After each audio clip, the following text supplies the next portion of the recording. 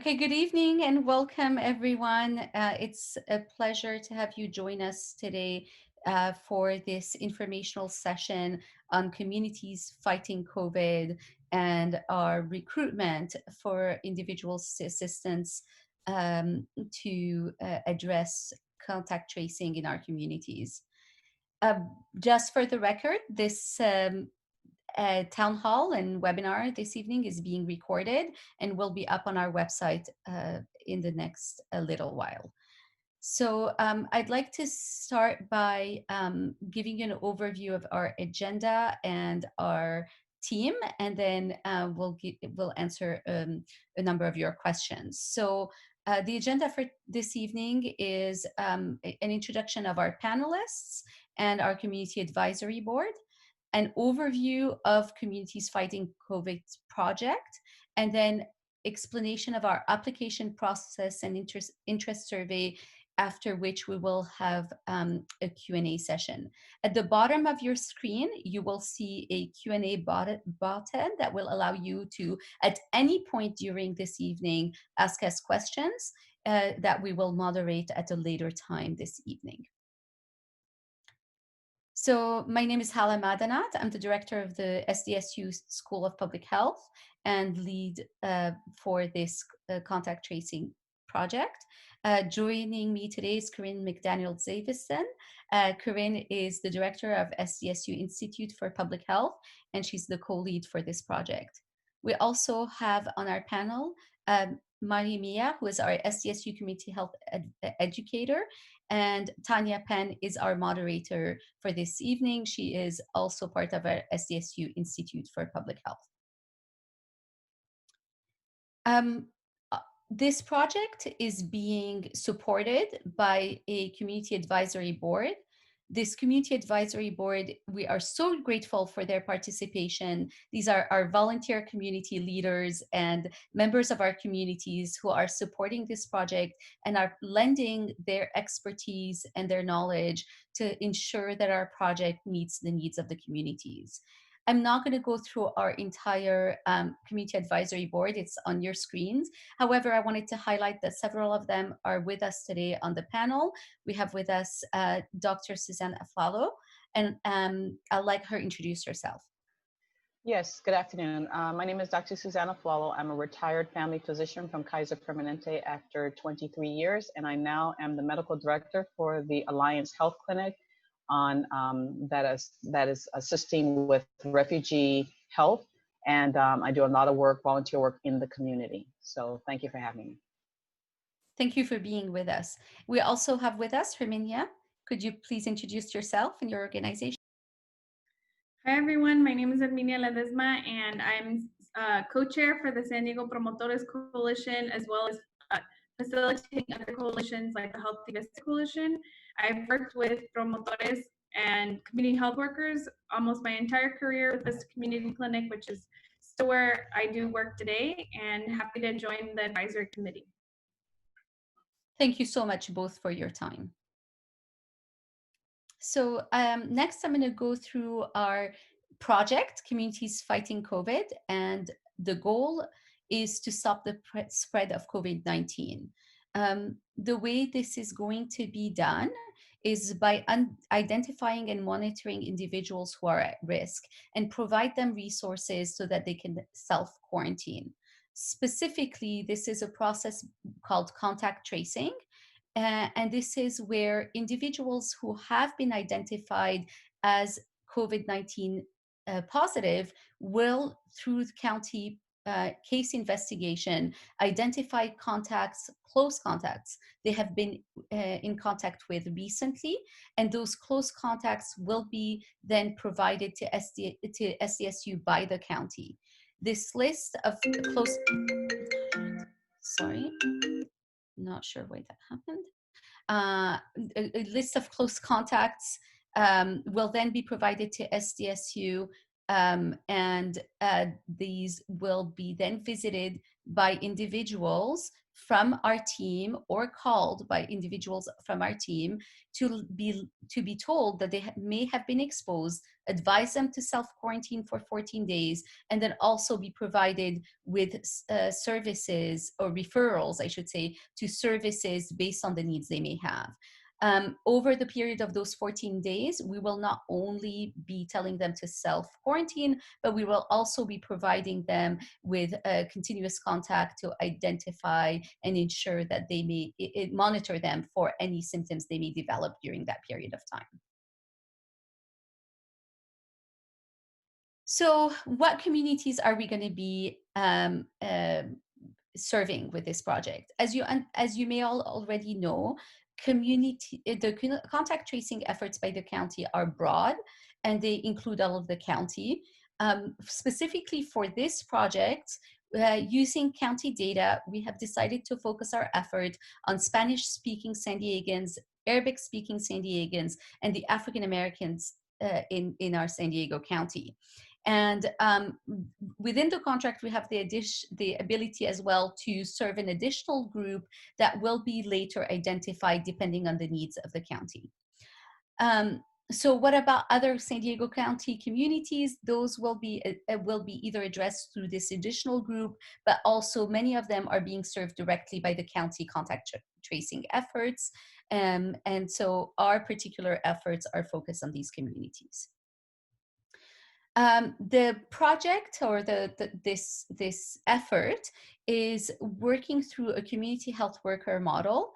This is a model where lay health workers, members of the community who typically do not hold medical licenses, are utilized to serve their communities. They're members of the community, they are for the community, and they are an extension of the public health workforce in the county.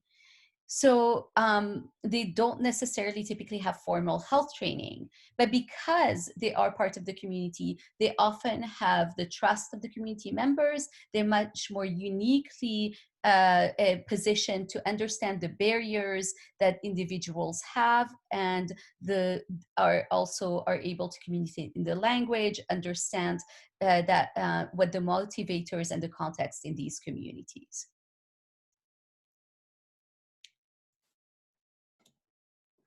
And I'll talk a little bit about our team. So here at SDSU, we have our two leads, who are myself and Dr. Madanat, and we have two different pieces of this contact tracing effort. The first piece is going to be led by community health workers, and that's what we're here to talk about. We'll have 4 community health workers with 4 lead community health workers, and they'll be reaching out and making that initial first contact with people and assessing their needs and letting them know that they have been in close contact with someone with confirmed COVID-19. And then we have a second piece, which will be led by students, and that's the monitoring piece. So over that 14-day quarantine, we have students who are also from the community who will be checking in with the individuals who've been in close contact to make sure that they have everything they need. They'll be checking in to see if they've developed symptoms, and they'll be providing them resources during that 14-day period. So again, community health workers will make the first contact and assess people for their needs. And then for the monitoring piece, we'll be using students who are from the San Diego communities that we're aiming to serve, and they'll be monitoring them over 14 days. And so we're presently hiring 23 community health workers to serve the Spanish-speaking community, 5 community health workers to serve the Arabic-speaking community, and 7 community health workers to serve the African American community in San Diego. We'll also be hiring 3 leads that will also serve as community health workers, but will help to supervise those community health workers. Our community health worker positions will have up to 40 hours per week. They won't be doing overtime, but we do have up to 40 hours per week that they can work at $15 per hour. Any time that they're spent doing home visits, though, will be paid at time and a half, which is $22.50 an hour. This is a temporary position through at least the end of October. We do have the potential to extend our contract, though, depending on the need. All community health workers will be eligible for full benefits through San Diego State University Research Foundation, and that includes health coverage, dental, vision, etc. Just a note, though, that health coverage would begin on the first of the month after the hire date. So if we can get people hired in June, then their health coverage would begin in July. And we could take questions about that later as well. Community health workers must be eligible to work in the United States, and we do have to have everyone undergo a background check and a live scan, which is the fingerprinting, because they will be doing in-person visits with people. So what will you be doing if you're hired as a community health worker? Well, every day that you're working, you'll receive a daily assignment of individuals to contact, and we'll let you know if you're to contact that person by phone or via an in-person visit. And when you contact people, you'll be following an interview guide that's developed, and that'll be available in both English and in Spanish and Arabic. And so you'll follow that interview guide, and it'll prompt you to answer some questions. And then that interview guide will automatically kind of follow the process of a person, so that it prompts you to say what you need to say or to help the person however they need to be helped. You'll be notifying them that they've possibly been exposed, and you'll tell them about self-quarantining and asking them to self-quarantine for 14 days. You'll be giving them information, education, and resources all about how to self-quarantine and how to self-monitor. And you'll be scheduling follow-up communications. When people are using, when you're calling over the phone, we'll provide you a cell phone to call those people. And for the in-person visits, you'll drive your own vehicle to their home to assess their needs. So you do need your own vehicle, but we'll be providing phones and tablets for everyone. We're also asking you to keep informed and keep updated about COVID-19 developments, and to attend regular, probably weekly meetings and booster sessions with supervisors, so that we can all come together and make sure everyone is on the same page about how things are going. We'll be asking you to provide input too, because we don't want to operate in a vacuum. We want to hear from the community health workers about how things are going and whether there need to be changes made. And then there are other duties as assigned.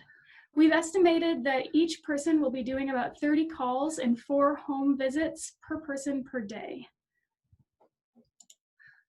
So what are we looking for in a community health worker? Well, you need to be fluent in English. That's both written English and in spoken English, and also Spanish or Arabic, both written and spoken, if you're applying to serve those communities. You do need to be able or available to work evenings and weekends, and familiarity with a smartphone and a tablet would help. We're probably using iPads and iPhones. Good communication skills are essential in a community health worker. We need people who are empathetic, who are kind, and who are clear. And we need people who are also detail-oriented and have good organizational skills. And people who are able to establish or to follow those established protocols. As I mentioned, we'll have kind of a script that you can follow. And so you need to be able to think on the fly, but follow those established protocols. We prefer if you have a high school diploma, but it's not necessary. Previous work as a promotora or community health worker is nice, but again, not necessary. If you have any experience as an interviewer, that's another bonus. Or if you've had previous experience handling confidential data, then that's great. And also if you have any interest or experience in health education, then that would be beneficial. So I mentioned that a background check and live scan are required. We also need proof of automobile insurance and access to your current motor vehicle record. And we're hoping that people can commit through at least the end of October. We also need everybody who's hired as a community health worker to be able to conduct in-person visits as well as those phone visits. We'll be providing appropriate personal protective equipment, also known as PPE, and we'll be providing that phone and tablet, as I mentioned. And we'll provide paid training about COVID-19, about our contact tracing methods, and about communication skills. And I mentioned the benefits. In addition, we'll also have mileage reimbursement at the current IRS rates anytime you're being asked to drive on the job.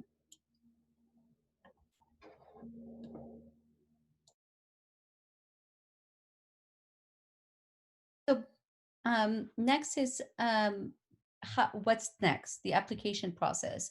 So tomorrow morning on our website, listentosandiego.org, there will be an interest survey that will be posted, and we will begin reviewing the interest surveys this Thursday and start to schedule our interviews.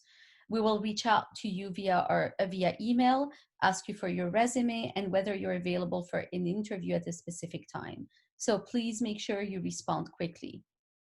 After we receive after we actually hold your interview and you are being offered this position, we will work with our HR to hire these selected individuals. They will be onboarded, and then there will be an official formal application process with our San Diego State University Research Foundation. Because of background checks and live scan, the onboarding process may take several weeks, but we are working with our HR to ensure this to be the fastest possible process. Ideally, we're hoping to hire everybody by June 30th, but if there are delays, it could be possible.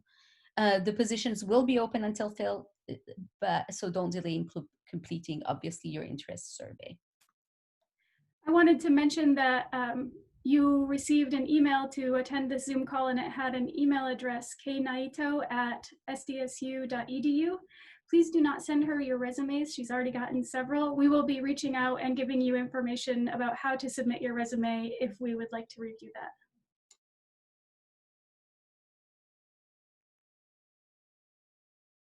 And now I'll go over the interest survey. You might be wondering what we'll be asking you to complete tomorrow morning.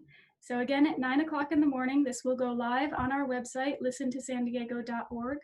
The first question you're asked is which community you're applying to serve. And so you'll select the Spanish-speaking community, the Arabic-speaking community, the African-American community, or none of the above. Right now, we are only hiring for those first 3 positions. And then you'll be asked if you're a student. And the reason that we do this is because we're going to ask if you are a student, which school you attend. If you attend San Diego State University, we're going to ask that you wait until the SDSU applications go live. So I mentioned that there are 2 different pieces of this contact tracing effort, and the second will be completed by students, and those will go live in a few weeks. So don't apply to this if you are an SDSU student. If you're a student somewhere else and you feel that you can handle a full-time job, then you can go ahead and apply for that. The next question, we're going to ask you for your contact information so that we can get a hold of you if you're selected for an interview. And then it will go into several yes and no questions. The first one is, are you fluent in written and spoken Spanish? Now, if you're applying for the Arabic speaking position, then that will be Arabic. If you're applying to serve the African American community, then you won't be asked that question. Everyone will be asked if they're fluent in written and spoken English, though, because we do need everyone to be at least fluent in written and spoken English. We'll ask if you're available to work 40 hours a week, and if you're available to work evenings and weekends. We'll ask if you're able to commit to at least 6 months of work. We'll ask if you have your own reliable vehicle that's available to you during your work hours, whether you're comfortable using a smartphone like an iPhone, whether you're comfortable using a tablet like an iPad. We also have a couple of questions about how people will need to follow an interview guide and enter data while they're talking on the phone, and whether that's something that you feel comfortable doing. We'll ask if you're comfortable speaking with others about health and disease, because that's a core component of this position. And we'll ask whether you're comfortable visiting the homes of individuals who've been in close contact with people diagnosed with COVID-19, and that'll happen with personal protective equipment. And we'll ask if you're comfortable receiving feedback on ways to improve your work, because we will be trying to improve this process as we go along. And then there will be some opportunities to give us a little bit more information than a yes or no answer. So we'll ask if you've ever provided health education before, and yet if you answer yes, then we'll ask you to explain a little bit more about that. We'll also ask if you have an interest in health education, and if yes, please describe that interest. We'll ask if you've ever participated in training related to health advocacy or health education, and if so, let us know about that. And we'll ask if you have any experience interviewing people while recording their responses, and whether you've ever worked in or provided customer service before. We'll ask if you've ever worked with confidential information. And we have a question in here that reads as follows. Community health workers usually share ethnicity, language, and life experiences with the community members they serve. Please describe how you identify with, in this case, the Spanish-speaking community, or the Arabic-speaking community, or the African-American community. And we'll also ask about your highest level of education. After that, you'll be all done with the survey and you'll receive a confirmation that you submitted the survey. We're going to move now to our question and answer period.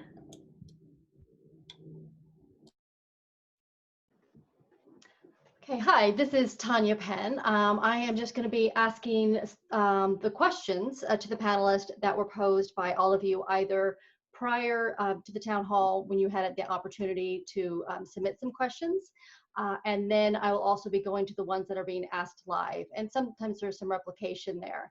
So when I do end up choosing one of the questions that was from the live event, I will click on the answer live, and you'll at least be able to see the questions that that are going to be answered. Hopefully that makes sense. Okay, so we're going to start off. This was a question that was asked prior to the town hall, but I do see it reflected in some questions from people as well. Is the job part-time or full-time? This is a full-time position and people need to be able to work up to 40 hours a week in order to apply. Thank you. Okay, next, are the number of hours you work per week flexible, and is there a minimum amount of hours that need to be worked? That's a great question. So because we're trying to serve our communities in the fastest way possible, we are the ones who need to be flexible depending on the caseload that we receive from the county. And so unfortunately, we're not able to provide a lot of flexibility to the community health workers because we need to be able to respond quickly and let people know of their need to self-quarantine. And so while we can try to be flexible, we can't promise that we're able to be flexible with those hours. Thank you. And actually a follow-up question that was live here. They were asking with reference to the scheduling as well. It says, how does scheduling work? 5 days on, 2 days off. What about already scheduled vacations? You kind of already addressed that, but I just thought that was very specific. So we're still working out our scheduling. In terms of vacation, Hala, would you like to take that question? I think it's going to be on a case-by-case basis for something like this in terms of how many days and the length of time, just because really we are in need to really be responsive to our community needs right now. I really think it's going to depend, and that's something that you can probably disclose at the interview so we have a better understanding of what that looks like. Okay, next question. Does a person need to live in San Diego to apply? And if no, is there any relocation assistance offered? So we're looking for individuals that are from our communities primarily. So for that, we are prioritizing individuals that do live in the communities we're serving. And if for any reason we're not able to fill the positions with individuals from within the communities, we will open it up. However, no relocation assistance will be available. Next question, is the job description provided in Arabic or Spanish? It is not, because we're requiring that the community health workers be able to speak and read and write English. We're only providing the job description in English at this time. Okay, this is with reference to, I think, some of the county posted positions. The question was, are these positions different from the contact tracing positions that the county has posted? And do we need to reapply if we already applied for a contact tracing position? Yes, those are different positions. The first, the ones that were offered by the county that individuals may have already applied to report to the county. These positions report to San Diego State and to our team.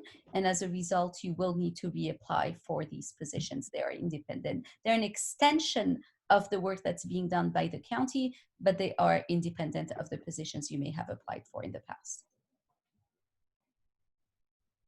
I'm going to go to one of the questions that was live because I should have done this one first. My apologies. Are we going to send the presentation or do we need to take notes? Both the recording of this webinar and the PowerPoint as well, correct me if I'm wrong, Corinne, will be on the website, but for sure the recording will be. That's right. Thank you. Okay, so let's see. What efforts are being made to recruit people from the communities hardest hit by the COVID-19 pandemic, particularly Black and Latinx communities in the southern part of the county?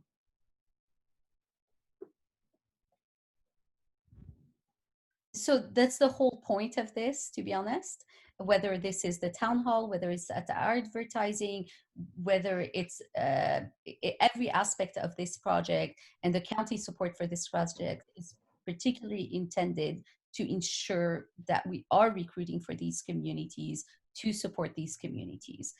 So if you know people who we haven't reached who would be interested in this, also please help us advertise further. We are looking to really serve the communities. Thank you. Kind of a follow-up question on that one was, how can philanthropic and community partners assist in this effort? That's a great question. We need not only our philanthropic and community organizations to support these efforts, but also our faith leaders. And we do that through encouraging our communities to be tested. We do that through normalizing contact tracing and normalizing self-quarantining. We do that through providing resources to individuals who are impacted by self-quarantines and making sure that your communities have the resources that they need in order to appropriately self-quarantine. We talk about these things as though they're normal, and especially from leaders in the community, having that voice talking about how we all are in this together is so incredibly important. And so providing resources, talking about it, and doing what you can to normalize these things are ways that I think community organizations and faith leaders can have an enormous impact. Thank you. So next, given the high local case rates for Pacific Islanders, will this community also be prioritized? Thank you for that question. At this time, we really are waiting to receive additional data from the county to understand what our next population focus will be. But at this time, as we mentioned earlier, the focus is on our African American, Spanish speaking, and Arabic speaking communities. What kind of personal protective equipment or PPEs are being provided to the community health workers?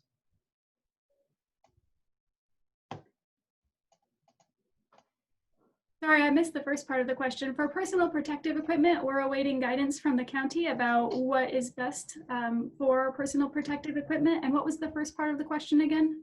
No, I think you got it. What kind of personal protective equipment? Yep. Thank you. All right, I'm going to move on to some more. We have several general questions left that were kind of posted earlier, asking about how can community college students help with this effort?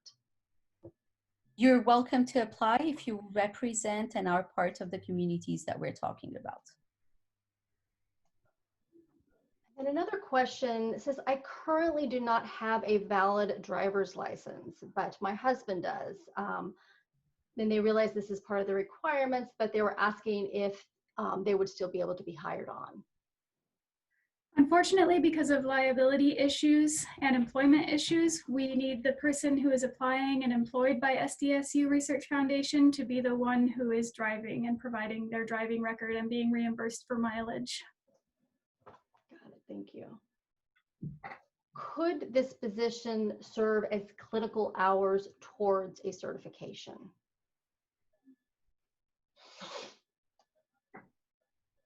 Hala, I'll let you answer that question. I think that depends on what the certification or the clinical hours are.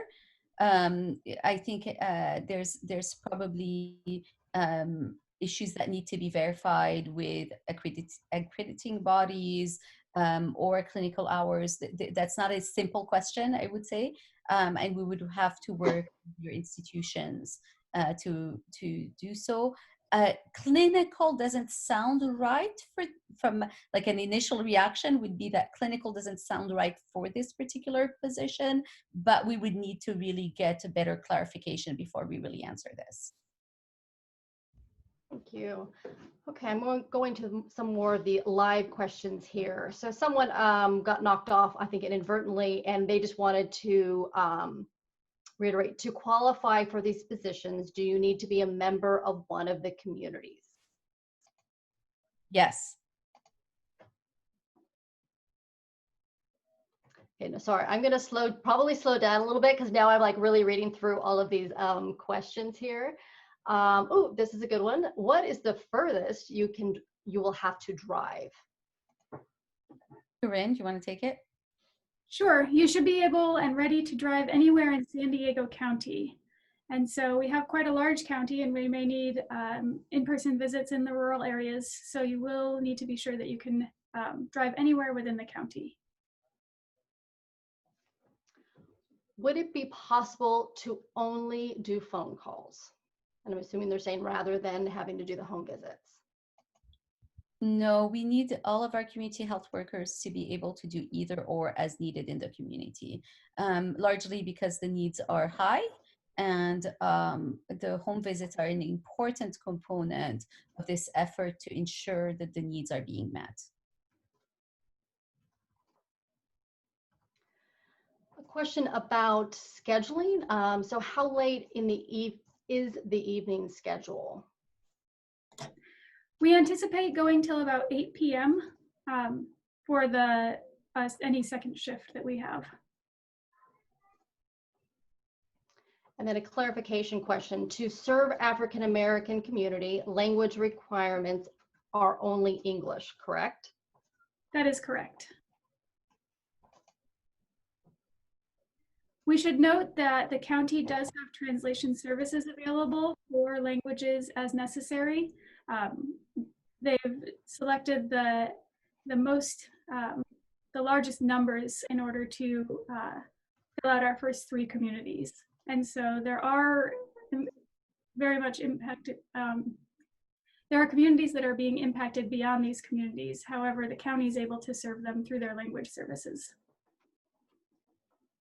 Thank you.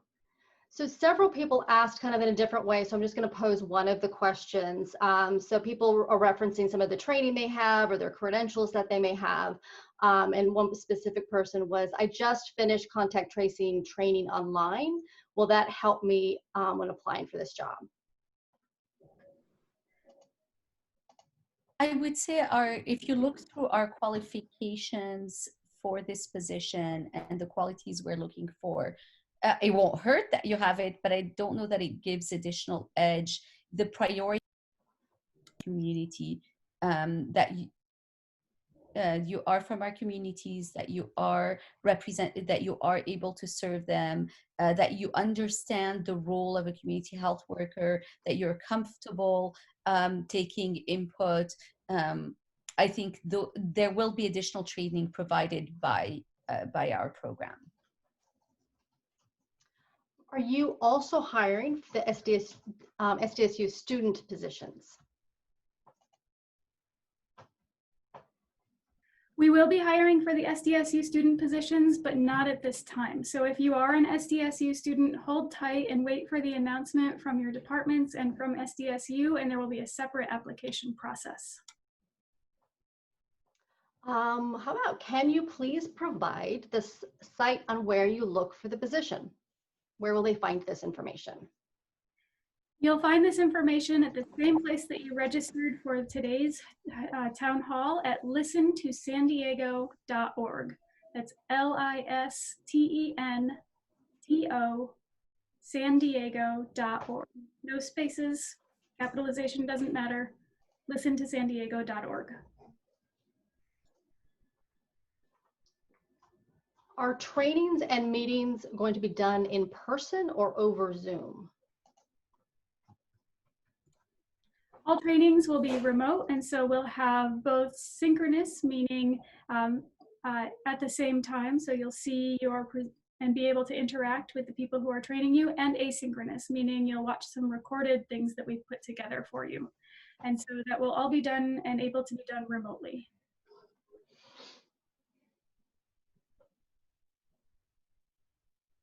So this is, okay, another question. So do you have to be African American to apply for the African American community position, or is it open to anyone?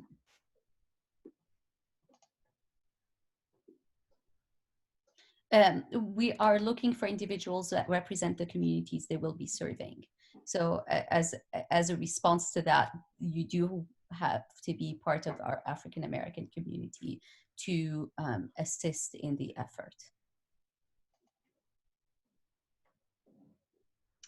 Will you provide the workers with phones, or will they use their own, or if so, any reimbursement? Sure, we'll be providing iPhones and iPads. So the iPhones will be used to place the phone calls and to use messaging. And then the iPads will be used to access any web-based applications that we might use to help you along, or to enter data that we ask you to enter. So again, you'll get an iPhone and an iPad. You will have to return those at the end of your tenure with us.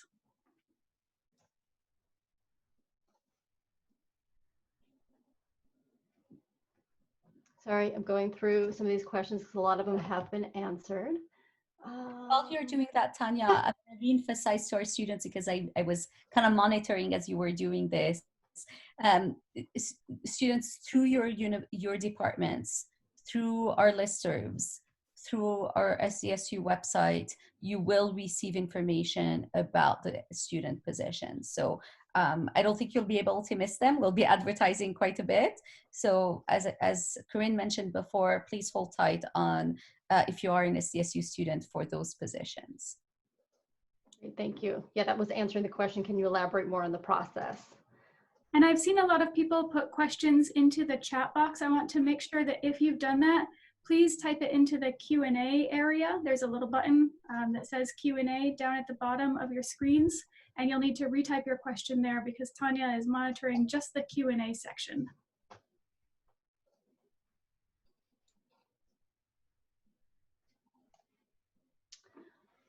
What are the safety precautions for applicants that are going into strangers' homes? And are you alone on the job?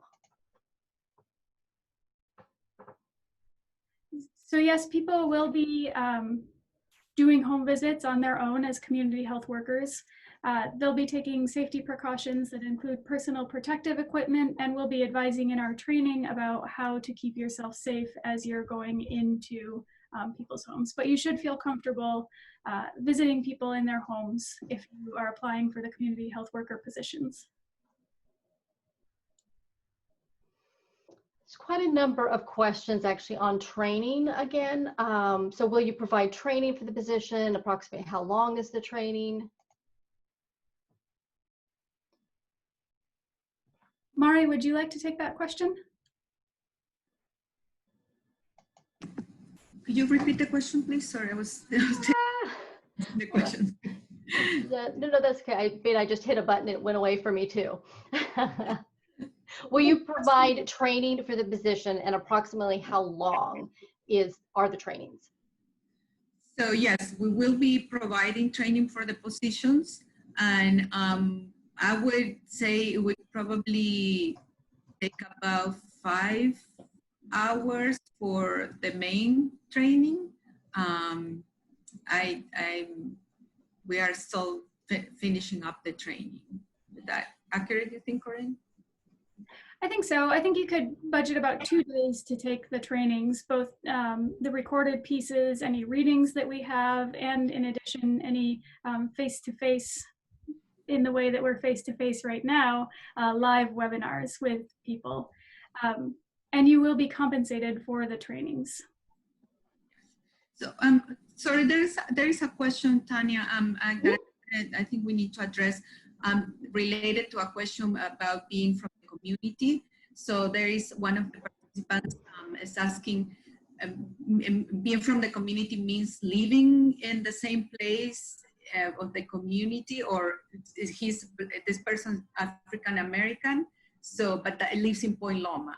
So the question, so I think we need to clarify when we mean community, mean that you are part of the community culturally, linguistically, that you don't necessarily have to be in a specific area.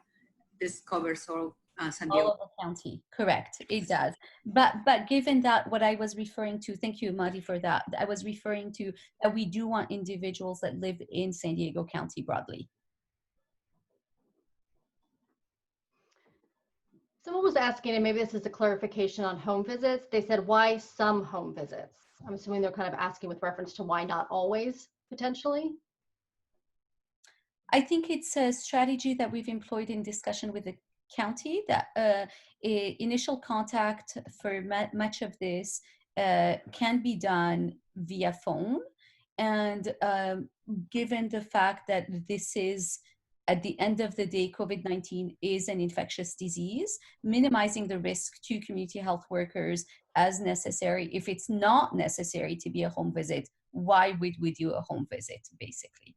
And in opportunities where the home visits are necessary, then we will provide the personal protective equipment and the training to ensure individuals are kept safe.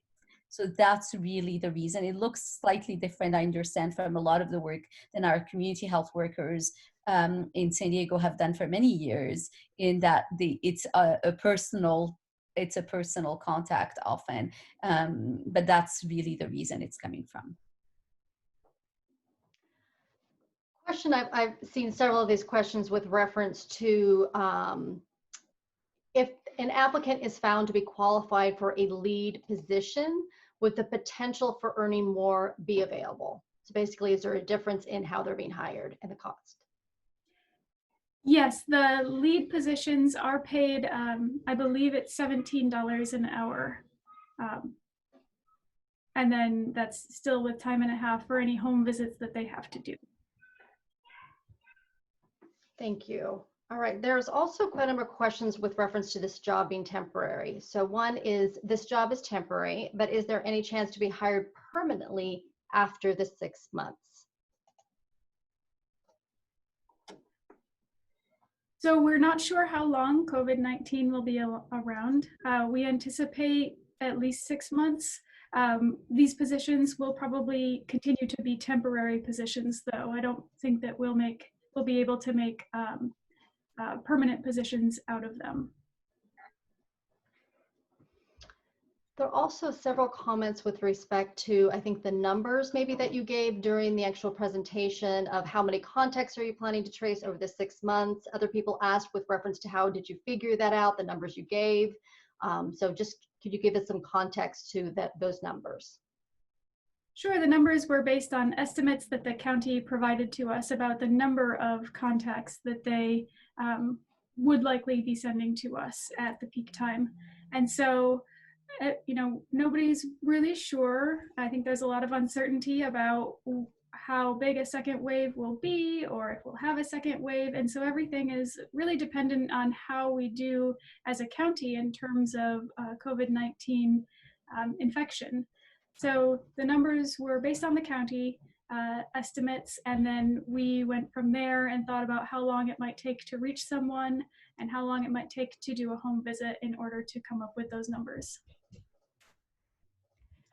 There's also several different types of questions around, when they're going to be making those calls. So will the and where? So will the 30 calls per day be made from SDSU office?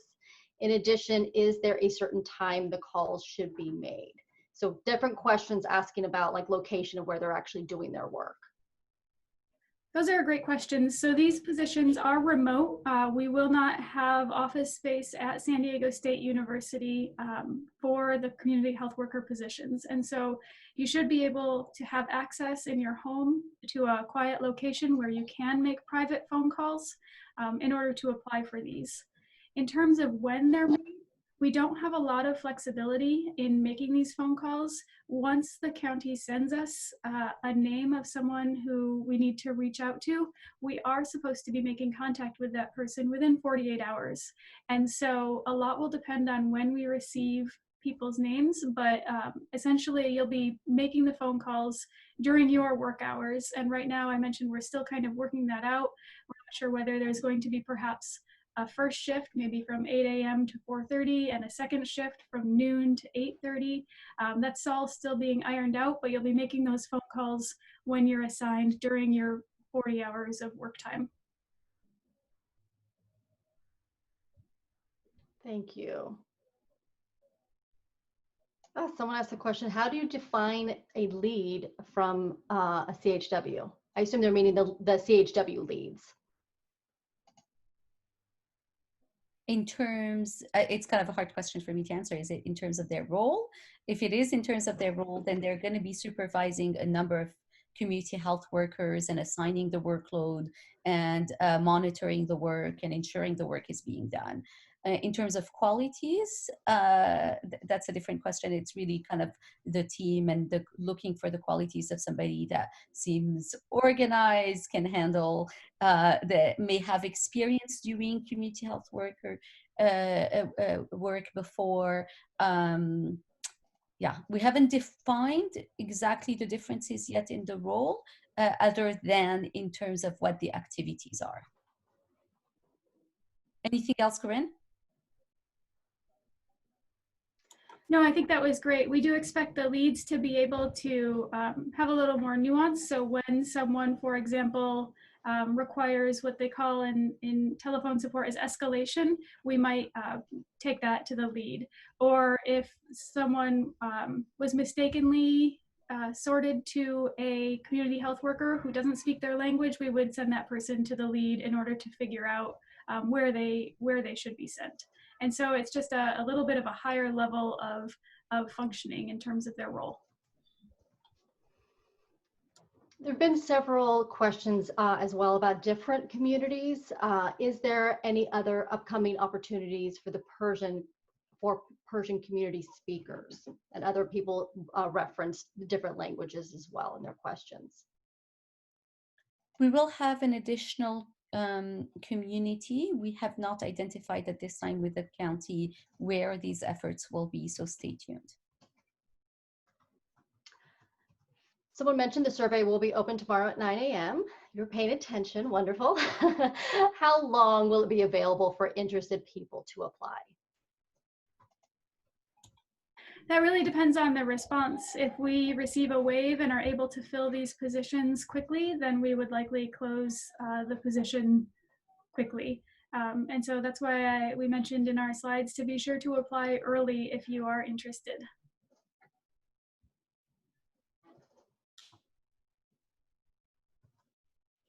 And I just want to reference, I did read a couple of things that said I've asked 2 questions. There's a lot of questions here, so I'm really having to kind of scroll through.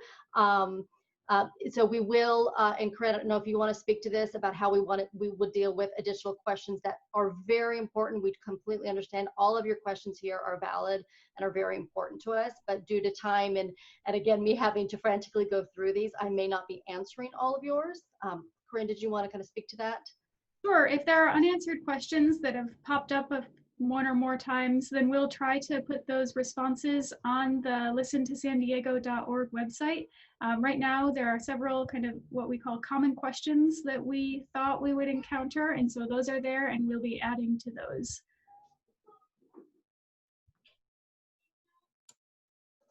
I wanted to address one issue that I saw come up, which is around testing and contact tracing. So those are 2 different things, but if individuals are identified as close contacts and would like to get tested, we can assist in referral. The community health workers can assist in referral. However, if the individual is deemed a close contact, they will need to remain in quarantine for the full 14 days from that initial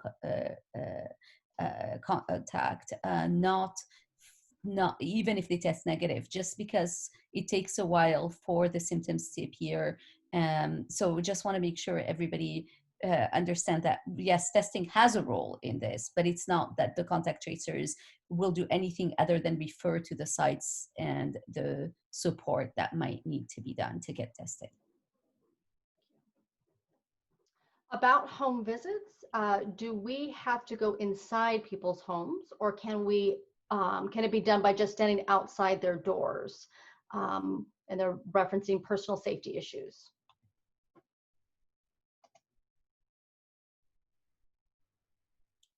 So in many cases, we'll need to assess a home situation. And so we might need to look around the home, see whether a person has the ability to self-quarantine or whether they perhaps need to be referred to a hotel in order to self-quarantine safely. And so there is a need to enter people's homes so that their home situation can be assessed and that you can provide guidance about how to safely self-quarantine. I'm going to ask one other question about the testing, and Hala, being I'm looking through this, you may have addressed this, but will community health workers be tested for COVID-19 regularly?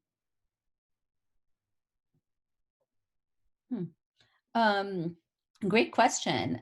We will work with the county to identify how often testing may be needed, if it is necessary. At this point, the plan is similar to other individuals, which is if symptoms appear, if there's a reason to test, we will test.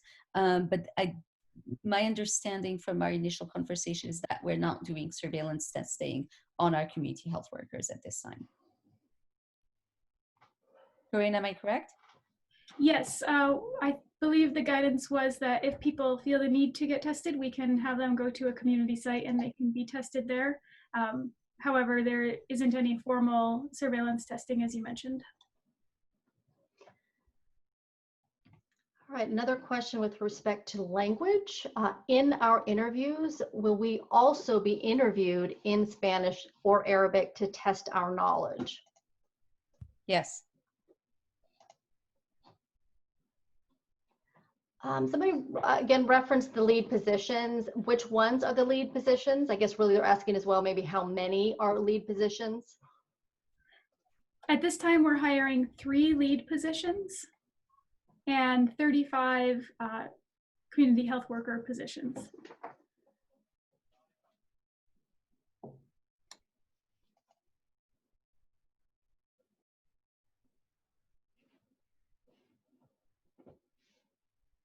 Sorry, I'm going through them. Thank you everyone for your patience, really appreciate it. People are referencing as well the trainings. Can you elaborate when you say training, what kind of training would it be? So we'll be training people about COVID-19 and everything that we know about COVID-19 so that they can address community concerns. We'll be training them about how to talk to people. So there will be communications elements in the training, how to navigate our own internal human resources. So how to fill out time cards, how to request time off, things like that. We'll also be training about how to provide health education in a safe way and how to do the home visits in a safe way. We'll also be training on our own internal scripts. So we'll be doing a lot of practice with partners on and role playing where you pretend to be a person who is a close contact and you maybe encounter several different kinds of situations with that role playing. And so the training is really geared to prepare you to be not only a San Diego State University Research Foundation employee, but to be an effective community health worker and to be an expert in COVID-19 and in self-quarantine. And obviously, we want you to support your communities in the best ways possible. So we will provide you with information on the resources and the needs that your community members may have and the requests they may have, so that you can assist them in the best way possible. A really great question. Are you expected to have high-speed internet in order to complete contacts, or will the iPads, tablets be provided with data enabled? That is a great question. So our both the phones and the tablets will be have cell plans with them, and so you don't necessarily need to have Wi-Fi or high-speed internet at your home. With respect to the application process, we have to apply, I guess they're asking, do we have to apply for either a lead or a community health worker position in one application? And then you decide what fits best? Yes, Correct. It's a single application. Oh, sorry. Go ahead, Corinne. everyone will be completing the same application, and during the interview process, we will kind of assess people and select the lead community health workers from there. We've actually had several. Looks like we have a couple more minutes here. Right, are we going till 7? Is that correct? We actually have until 7:30 if necessary. Oh, all right. So we have plenty of time. Okay. Can you give us a day in the life of a community health worker? What should we expect to do? I think this is a Mari question. So what exactly I'm trying to think what I'm assuming, I'm trying to picture that. So with the community health worker would get a list of contacts they need to contact. So we'll start making the phone calls. If they cannot reach, they'll leave a message, and if not, they'll do the interview. The workflow will take the person back to have an hour call. But so this community worker will make phone calls. If there is a contact that has been contacted, I believe 3 times, and hasn't been reached, then that community health worker might have to do a home visit, and we'll try to, if there's more than one home visit, to sort of organize them so that they can go from one to another. It will be an 8-hour shift, which be phone calls and home visits maybe, or maybe just phone calls. It depends on what the type of contacts we will get. I'm not sure. Yeah, no, that's great. Thanks, Mari. Also, I would add like the reporting into our workflow systems, and not just the data entry, but like as Mari said, if contact is not able, if it is the wrong language, if it is whatever issue might run into, then those are referred either to the lead or are addressed through the system so that we ensure that everybody's reached. Thank you, Mari. Sure. I'll add that we'll also be kind of coming together in order to meet with the leads and meet with the rest of the team to go over how the previous week went, whether you have any concerns, whether you have any ideas about how to improve. And so that'll be part of not your daily life, but it'll be at least a weekly kind of check-in.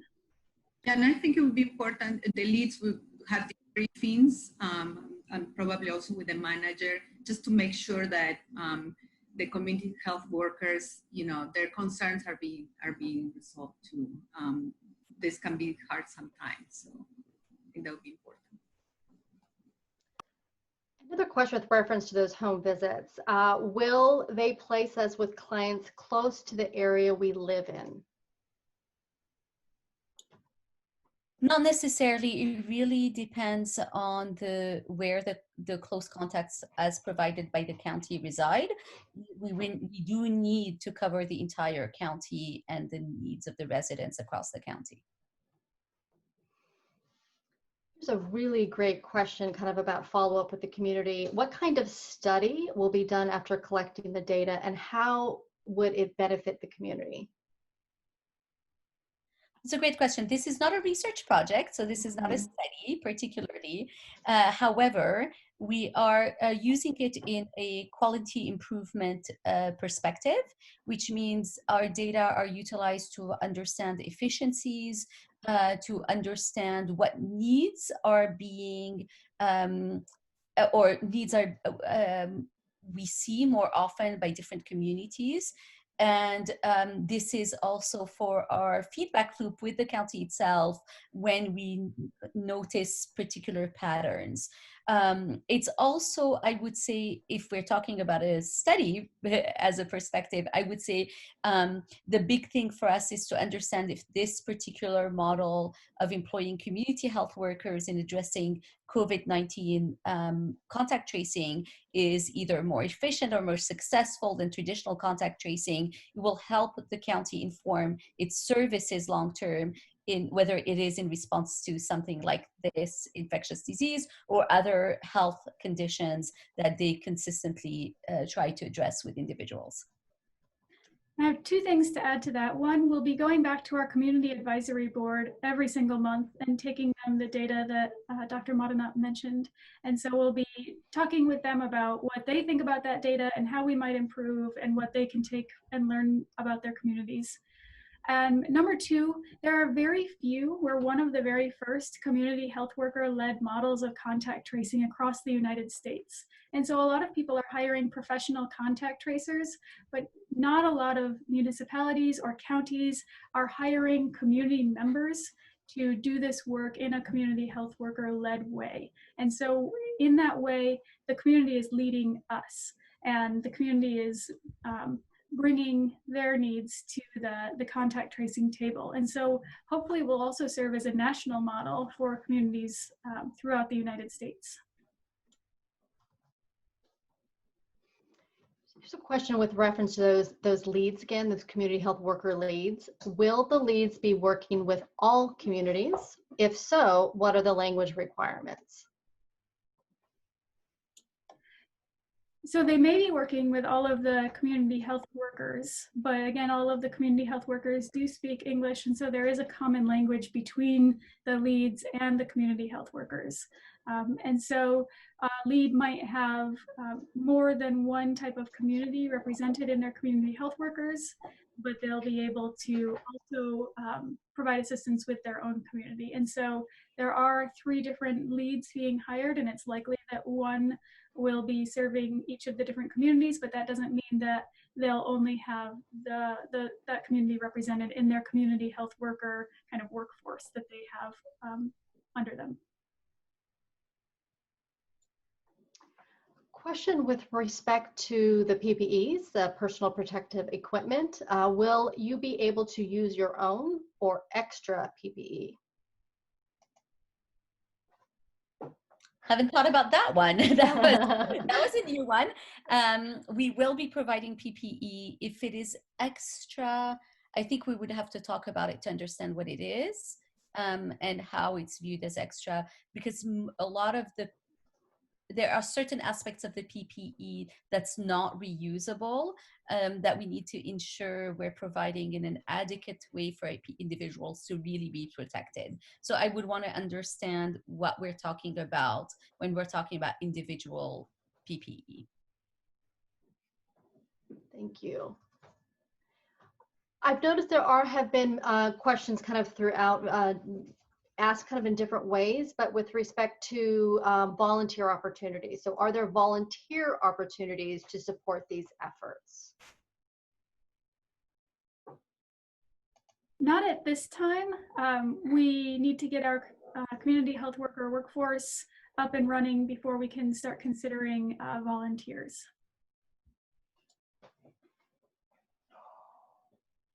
Are the lead physicians required to do home visits?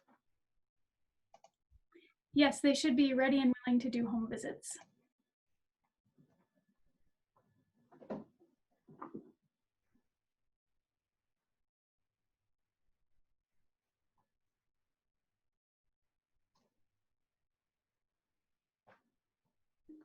See, a lot of these questions I think we've answered. I see a couple comments about people saying we're not getting to their question. I wanted you to know we have a ton of questions and we're trying our best to filter through of them. We have, I mean, I can't even tell you how many we're getting at the same time. So be patient with us. And if you have one that you want that hasn't been addressed, please put it again in the Q&A and we'll try to address it. Yes, that would be helpful. Thank you. Yes, to put it at the bottom because my list is a long scroll list if I happen to miss something earlier, and I apologize.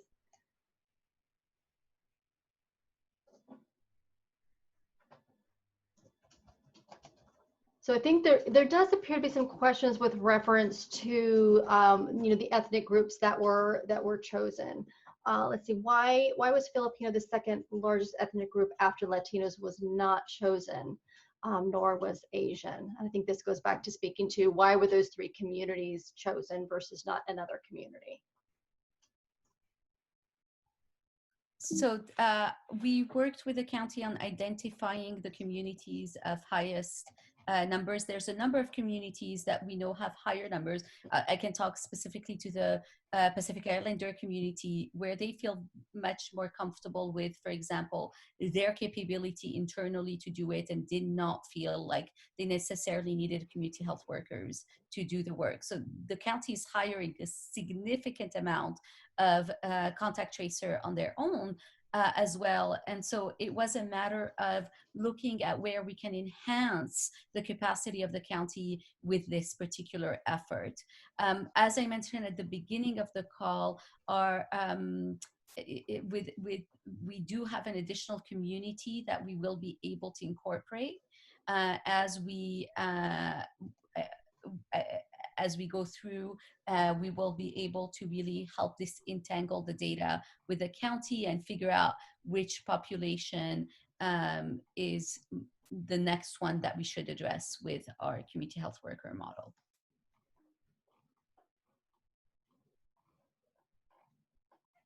Sorry, I'm scrolling through.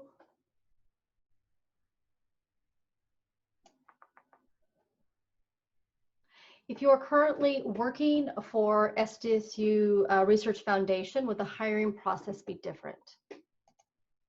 No. Well, oh, yes. If you currently work? Currently.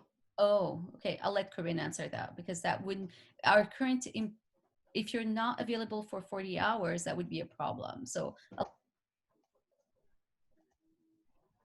if you're a current SDSU RF employee, you would need to be available for 40 hours, like Dr. Madanat mentioned. And in addition, you would need, you wouldn't need to necessarily undergo a background check if you've done so. So many employees who've been hired within the last 5 years have undergone a background check because it's now standard. There may still need to be a live scan required, and that's the fingerprinting piece. Because there is home visits and not every member of the SDSU RF staff goes through that. And so it might be a little bit faster, but we would still need to make sure that we're checking all of the boxes that are required. I think we've kind of answered this question before, but I see it popping up later again in our conversation. So maybe it's good just to kind of reiterate. What was the criteria to choose the languages for contact tracing? It was either data on number of cases within the communities that were most affected, or the language utilization through the county services, language interpretation and translation services, where the county may not have the felt like we could have the expertise or the resources to really help address it in the community directly. Thank you. If you work for the San Diego Unified School District, will your background check go by faster? And how far north will you have to drive? So these are kind of two questions, sorry. I'll let Corinne address the background check. Can you repeat that, please? Sorry. If you work for the San Diego Unified School District, will your background check go faster? And how far north will you have to drive? So you'd have to drive north to the county border, perhaps. In terms of the background check, I believe SDSU Research Foundation would still want to complete their own background check. Those do go faster if you've had fewer employees or you've moved around less in the last 7 years or so. And so if you've only had one employer in the last 7 years and you haven't moved, then it does go faster. Before you go on, Tanya, I'd like to mention that another one of our community advisory board, Joanne Fields, is on the call. And Joanne, I didn't know if you wanted to take a minute to introduce yourself to our participants. You're muted.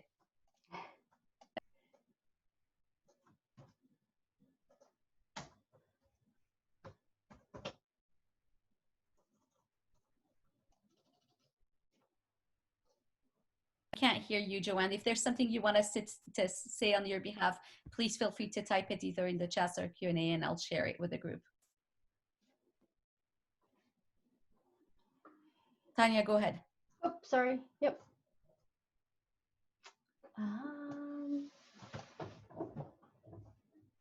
Someone was asking, this was earlier on, I know we discussed some of the county tracing position. How is the position related to the county tracer position?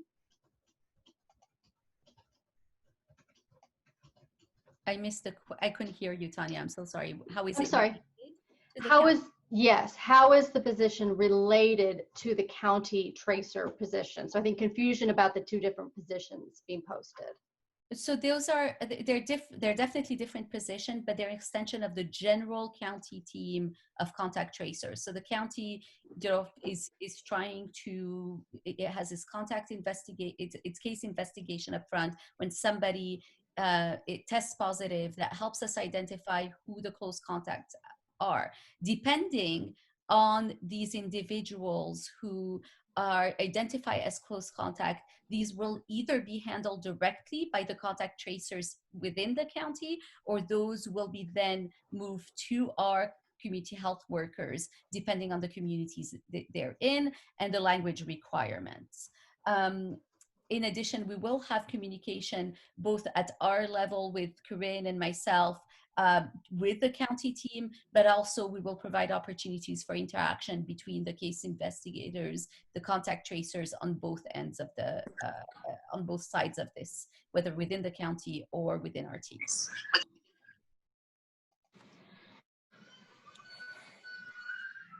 Joanne, I think you're unmuted. Okay, sorry about that. Thank you for the opportunity to greet everyone. My name is Joanne Fields. I'm Government and Public Relations Director for the Asian Pacific Islander Initiative. I was linked into my Bluetooth in the car, so maybe that was the issue. But yeah, that was me frantically asking those questions because I did miss our meeting last week. And I do want folks to know I am advocating for the Asian Pacific Islander not just heritage, but there's so many segments in that community. When we talk about Asian, that includes Persian, Iranian, Pakistani, but also Vietnamese, Chinese, and Filipino, which I parallel to the Register of Voters for speaking those languages, translating materials in those languages for the County of San Diego. So with that said, when it comes to contact tracing, knowing where the hotspots are, especially in the South Bay, in 92154 in South San Diego, 91950 in National City, Filipinos being the second largest ethnic group after Latinos, nearly half of the Asian Pacific Islander community is Filipino. I would be remiss if I didn't advocate, because while the county is hiring contact tracers, again, there isn't a specific identification of Filipino or any other of the Asian Pacific Islander languages, Samoan, Native Hawaiian, and Tongan, Chamorro. That's all under that umbrella. And to see not one of those segments of the community, I feel is missed, because again, when you're just looking at the information that's being given out from this group and with the county, it looks like we're missed. So being a part of this advisory board is an honor, but I will be advocating. I just don't want to be there by name only. So for those that are watching that have been texting me asking, did you get that question answered? That's what I'm trying to get find answers to. So thank you for the opportunity to serve on this advisory board. But everyone that knows me, that is watching, know that I am hoping that, especially Filipino, and I don't just advocate for one group. I am an advocate for communities of color that have been underserved and underrepresented. But because of the census numbers, it points to the second largest group is Filipino, and we haven't seen that identified either by this group or by the county for hiring contact tracers. And mind you, we're also 20% of the healthcare working staff as doctors, nurses, caregivers in nursing facilities and hospitals. So again, there's much concern from our community. So again, thank you for the opportunity to share with this group. Thank you, Joanne. Thank you for serving on our community advisory board. I mean, we have you from the beginning with us because we really understand the needs of the community. It's just a matter of timing in really expanding what this project will do, and the intent is absolutely to serve the community in the best way possible. Thank you. Thank you so much. Okay, next question. How will community workers be trained to deal with calls, visits of patients with mental illness?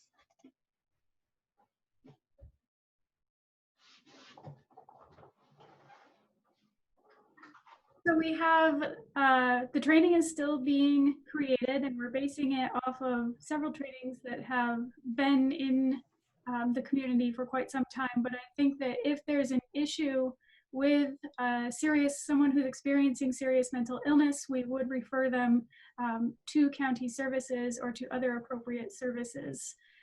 In addition, I think that the community health workers, if there's anything that's beyond their kind of what they feel they can handle, then they can absolutely escalate to their lead community health worker, and beyond that, to myself or Dr. Madanat to figure out what needs to happen with that individual. With respect to the application tomorrow, will there be a chance to review this recording before the application starts tomorrow? That depends on how technologically savvy I am tonight. I'm going to do my best to get this put onto a platform that we can share on that website. If I run into technical difficulties, though, I don't want to promise that it's going to be there. I'll do my very best.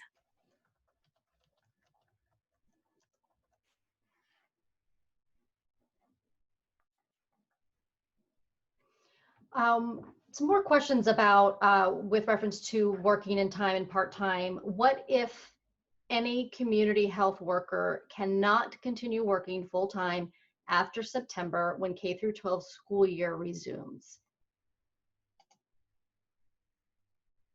We are asking people to apply for the position if they can commit to at least 6 months.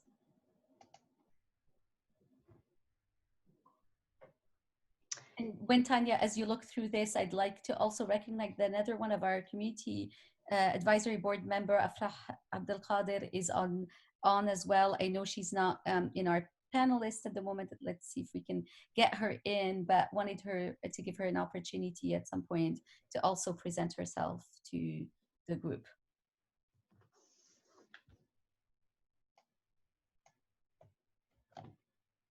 Afrah, you should be now as part of our panelist. If you are able to unmute and introduce yourself, please do so.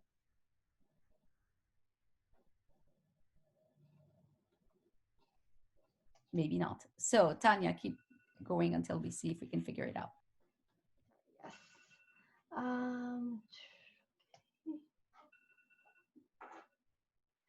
How will these calls be introduced to the participants to ensure they're comfortable sharing this information with us? Sure. The calls, the community health workers will introduce themselves, their name, and they'll say that they're working with San Diego State University on behalf of the County of San Diego Public Health or County Public Health.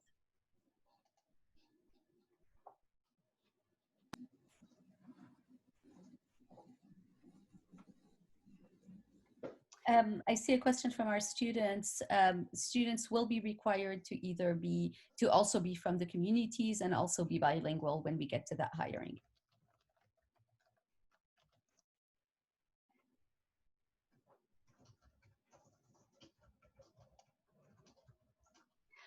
Many refugees are on WhatsApp rather than with a phone plan. How will you contact them? This is something that definitely came up in our conversations. I do remember talking about this.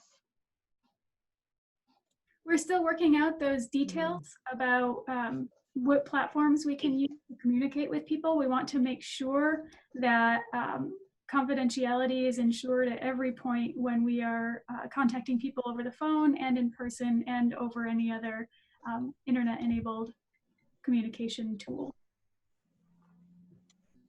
I see a comment in the chat or a question to Dr. Aflalo, if we can, about the safety of these positions from the community. So if you could address that, if you don't mind, with your expertise, how you feel about that.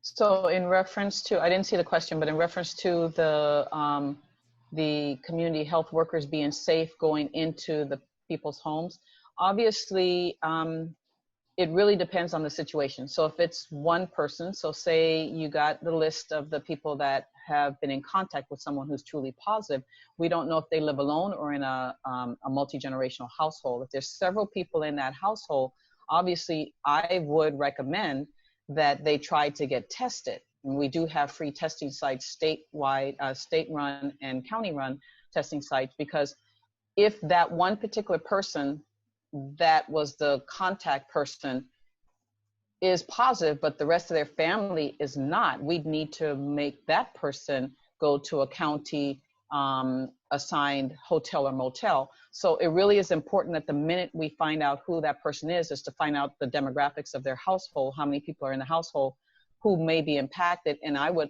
really recommend that they all get tested. In the meantime, that one person, if they can isolate in that home, they can do so until everyone else is tested. Or if there's too many people in the house and they cannot get a bedroom and a bathroom by themselves, then I would recommend that we provide the resources for them to go and get the county hotel and motel until the rest of their family is tested. So in terms of the people going to the household, obviously that's why we're providing PPEs, so that it decreases their chances of getting tested. And I was gonna, of contacting, getting the virus themselves. So obviously they would still want to possibly wear gloves, so in case they need to touch doorknobs and things like that, that they're not exposing themselves, but also keeping their social distance, their 6-foot distance in the household. So once the door is open, the person that lets them in can go and sit at their couch or whatever it is, if possible, without it being too, I don't know if they're in an apartment building or a home, but if they're in somewhere where they can leave the front door open, that's a little bit better than a closed-in room. Or if they can sit on a front patio or something where the conversation is not heard by anyone else, I'd recommend possibly doing that on a front veranda or porch. Outdoor is certainly a little bit safer than inside. But like you said, they need to go through the house to see if it's possible. If they live alone, it's probably not necessarily they even go into a home, but if they have multi-generations or more than one person in their home, they need to see if they truly can successfully isolate in that house and not contaminate the other person. The other thing I was going to say is in regards to the community health workers, the question was asked as to how often they can test. To be honest with you, they don't necessarily have to wait for criteria to be set. We have county-run and state-run sites that I'm encouraging everyone to go and get tested, whether they're asymptomatic or symptomatic. So the resources are there. They don't have to wait for you guys to tell them how often should they get tested. If they're concerned, they can certainly test before they start the job, obviously, and they can test somewhere along the way if they feel like they might have been slightly more exposed than others. So that should never be a hindrance because the resources are there, and I'm begging people to use it so that the county doesn't feel like we're not utilizing it and they move it somewhere else. And we can share those listings to them so that they can know where to go. But definitely, of course, they're going to be at slight risk compared to just being at home over a phone call or a Zoom. But if they do the same things that we've encouraged everyone in this county to do, is wear a mask. And if they want to wear a shield or something to protect their eyes or goggles, they can do that. Gloves so that they don't accidentally touch anything that's in there. And then when they get to their car, obviously take the gloves off before they get in their car, and then have some wipes and things. So just practicing safe precautions is important. Can I add something? Corinne, you were going to say something? Oh, just thank you, Dr. Aflalo. And we do recognize that there is some element of risk. And so that is one of the reasons that during home visits, people are getting that time and a half pay to appropriately compensate them for that risk that they are taking on. Afra, did you want to introduce yourself? Okay. So hi everyone, Afrah Abdul Qadir, survivor advocate from IRC. I would like to add to what Dr. said that also some cultures, they offer food. And this is something so generous and it's part of the customs. I know it's very hard to say no and refuse it, but it's also part of the training that how to be culture sensitivity and how to address, to say sorry, thank you for your offering. So kind of you, it smells, it looks delicious, but I prefer that you keep it to your family. So this way, as if you are offering back to the family to minimize that kind of shyness. And the other thing also that comes with the training, because we've been training our volunteers and interns on it also, is that when they do home visits, when a female visiting a male and vice versa, being alone in a single place, preferably not to go inside, because basically anything, God forbid, happens, any kind of harassment, let's say it will be he said, she said, right? And that's very hard to prove. So we always recommended that it would be outside, something in the patio or a place where at least there will be some witnesses, something like that. I don't know if any of these meetings need to be recorded. I know it will be case noted, but is it in any way required to be recorded? Okay, just saying. Very good. Why I'm saying that, because again, for case noting, another way of when they write their case notes, how to be objective, short sentences without too much details, because again, if they, I mean, I'm talking based on my background and working with survivors of crime and working with the DA and subpoena and all of the above. So I try to always how to train also the workers on being specific on the requirements without going into details as if they are writing a composition. Yeah. I want to be mindful. Thank you for that, Afa. I appreciate it. I want to be mindful of the time. We said that this would last for an hour and a half, so we have about 2 more minutes if we want to take one more question, or perhaps 2 if we have time. I have a couple, I think, fairly quick questions. Will we have to pay for the life scan ourselves? I believe, and we're still working with human resources on this, and so it may change, that we will, once you're on board, be able to reimburse for the live scan in some way. And then another question, would we interact with people who have tested positive?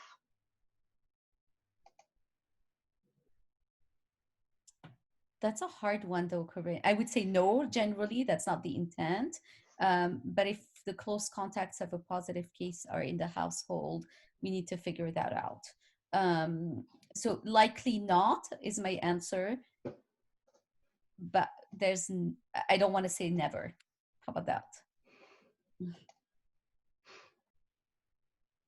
And another question quickly, just for 32 seconds. I asked because this is a question I've been asked a lot about other languages, such as a Dari for the Afghan community, Farsi, Swahili, Amharic, Vietnamese. Is it maybe in the future going to be open? Just a question. Thank you. We are working with we have one more language under our contract to deliver with the county, and we're still working with the county on identifying the next language. For those additional languages, there is interpretation and county services for contact tracing that are also available. Okay, we're up to our time, Corinne. I think this is it. I want to thank our wonderful team, our amazing CAB, who's taken so much time to advise us from the beginning with all this work and joining us today. Really appreciate it. To Corinne, Tanya, Kanako, and Mari, thank you for making this such an easy process. And we will make sure we provide you all with this recording and answer any additional questions that we weren't able to answer tonight. I've copied the Q&A into a Word document, so hopefully we'll go through and make sure that we haven't missed any of them for you. Thank you. Thank you so much. Thank you all. Thank you. Take care. Bye. Good night. Thank you. Thank you for including me. Bye. Right. Namaste. Yeah. Ma'as salama. Ma'as salama.